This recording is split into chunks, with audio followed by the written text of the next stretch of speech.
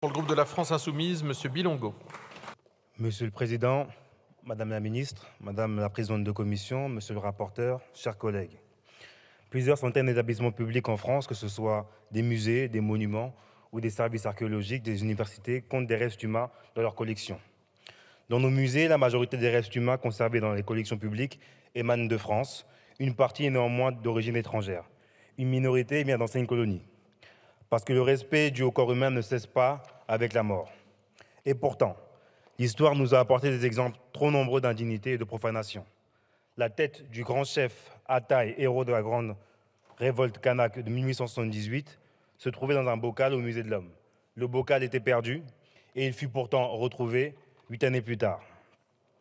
La restitution qui a été faite à l'Afrique du Sud en 2002 de la dépouille de la malheureuse Sarah Baartman, dit Venus Hottentote, où son cadavre ou son moulage avait été déposé des années durant au centre d'une salle au musée, nu, il s'agissait de montrer l'angle droit de ses fesses par rapport à la ligne du dos. Elle était présentée comme un modèle de fessier. Qu'est-ce qui destinait une jeune fille née en Afrique du Sud à être, après sa mort, disséquée et reproduite à l'identique par un moulage ou un plâtre puis exhibé après que certains de ses organes aient été conservés dans des bocaux de formol. Pas une absurdité écœurante n'est impossible quand on rentre dans la névrose raciste. À la fin du XIXe siècle, des scientifiques qui prétendirent aussi avoir découvert un grand marqueur de l'identité humaine, l'angle facial, celui formé par la ligne nez-front à l'horizontale. Avec cette mesure, Pierre Camper établissait un lien entre le niveau d'intelligence et le degré de cet angle. La différence des angles faciaux établirait la différence des races, ignoble et faux.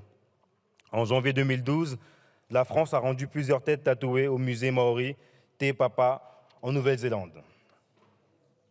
Il y a un an, le 2 novembre 2022, j'ai déposé une proposition de loi sur la restitution des crânes algériens.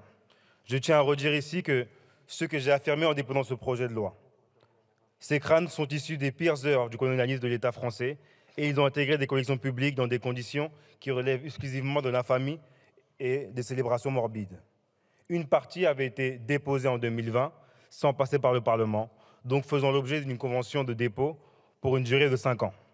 Je me suis rendu en Algérie le 5 novembre 2022 au cimetière El Alia, où j'ai constaté que les 24 crânes algériens avaient trouvé une sépulture définitive, alors que le Parlement doit statuer pour toute restitution en passant par une loi au Sénat puis à l'Assemblée nationale.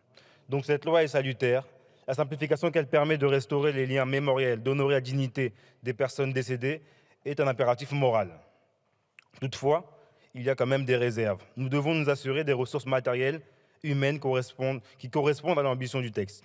J'ai la conviction que des personnels experts supplémentaires sont nécessaires tant la documentation lors des entrées et des sorties dans la collection est parfois insuffisante.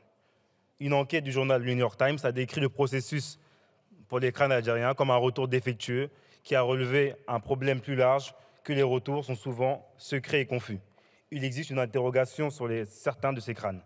Si l'intervention d'une expertise scientifique menée conjointement et échelonnée par plusieurs cercles de vérification est à saluer, nous souhaitons nous assurer au sein du dispositif du caractère public de ces rapports. Cela permettra notamment de garantir un contrôle citoyen et une transparence des procédures administratives culturelles de restitution.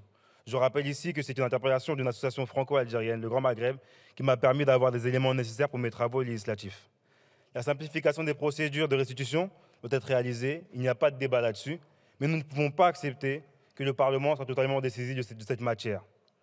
La représentation nationale doit pouvoir se prononcer au même titre que les collectivités territoriales.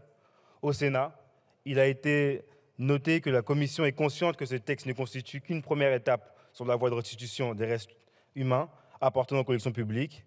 Par ailleurs, notre amendement demandant un rapport sur les formations a été déclaré article 40 en séance alors qu'il était recevable en commission. Pourtant, le Muséum national d'histoire naturelle dénombre 30 000 crânes qui nécessiteraient bien une identification par un personnel formé. Par rapport à ces éléments, nous nous abstiendrons comme le groupe Les Républicains. Je vous remercie.